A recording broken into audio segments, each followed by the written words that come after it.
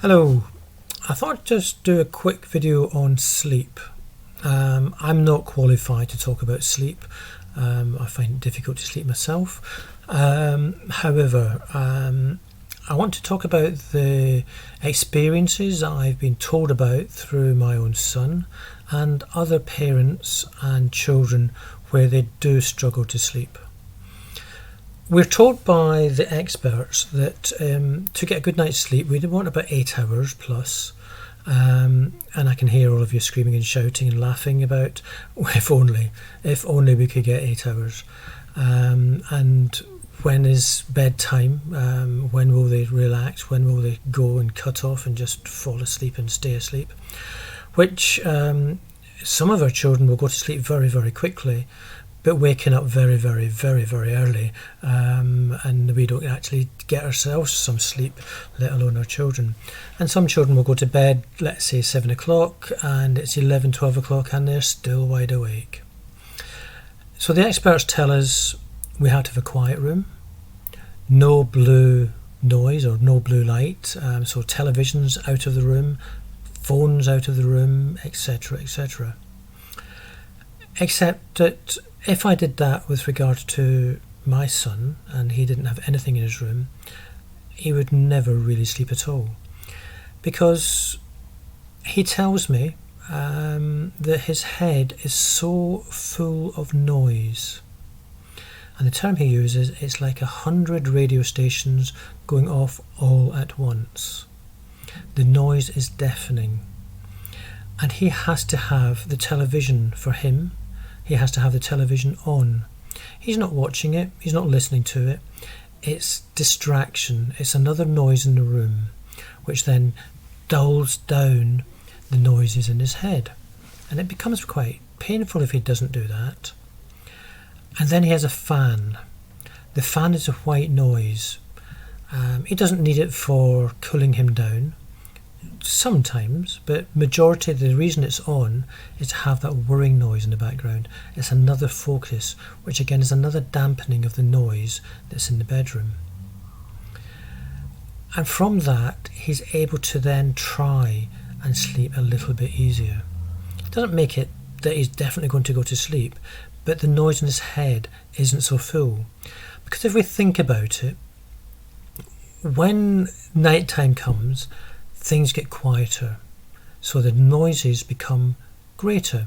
And we know it in ourselves that in the household we have to talk a little bit quieter, put the television down a little bit more, because that noise carries, because everything is turned down, everything is silent, and then any kind of noise is amplified. So if we're in a children's bedroom and they're trying to sleep and everything's very quiet, the noises in their head become very, very loud. And therefore it distracts them. It distracts them from falling asleep, and then they start talking to themselves in their head, or they start to find something to do in the bedroom.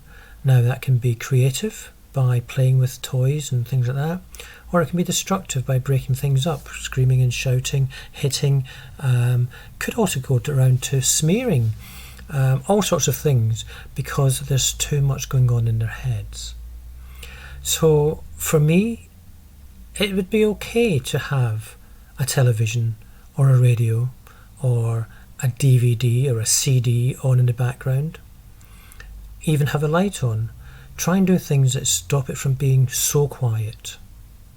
Now that goes against the words. So this is me giving you advice based on information I've had from what I would call the experts, the young people themselves, as to why they can't sleep, what is going on in their head, and also from parents as to what they have tried. They've tried taking everything out of the bedroom. I tried taking everything out of the bedroom. It didn't work. So when we're looking at it, we have to then say, what is right for my child?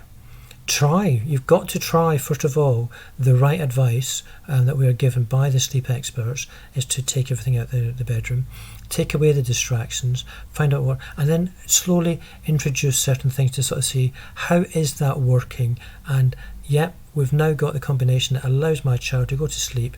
There's not things in here. And please ask your child, what is it? What is stopping you from sleeping? Is it that your bedroom feels noisy, or is it... You tell me what it is that's causing the problem from not sleeping.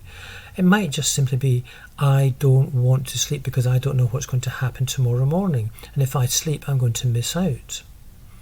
Therefore, we might have to do a little chart as to when you go to sleep, you'll get up in the morning, where you'll be getting your breakfast, etc., etc., and I'll be here. I'll be going to bed at a later time of the day, about 10 o'clock at night, and we'll be sleeping, but we'll be next door, and we'll not be doing anything. Or later on tonight, I've got a friend coming round in the house, and they'll be here till such and such a time, and then they'll be going home. But if do a chart of what's happening that night, so that they're aware of what's happening and they don't have to worry about missing out. And well, if you were involved, it'd be very, very boring for you, because we're just going to talk about adult stuff. So don't worry about that. But I'm not going anywhere. I'll be in the house, or I'm going out to my friend's house, and I'll be back at such and such a time, and then I'll be going to bed, and we'll be here in the morning. So when you get up in the morning, we'll be here to make your breakfast, or whatever the situation may be. But I let them know what is happening, and that you will be there in the morning. And if you're not going to be there in the morning, why you're not going to be there, and where you're going to be. When I'm not going to be there when my children woke up, I'd send them a text to sort of say, "Oh, morning, I'm just at such and such a place, and I'll be back around this time." I don't do it in the middle of the night where they could listen to their phones or whatever, but when I leave in the morning, I'll send them a text, so that if they do waken up, they do know where I am and why that is happening. So all sorts of things we can do, but sleep 9 times out of 10 is because their head is so full of noise that they can't control, and we have to try and dampen that noise down. We can't get rid of it, but how do we dampen it down? If we have an empty room with all of these things taken out that the experts tell us to, we may be doing our children a disservice. But we have to do the things we're told about first, because it may work, and it might be that they're just afraid of not knowing what's happening, and what's going to happen in the morning when they're waking up.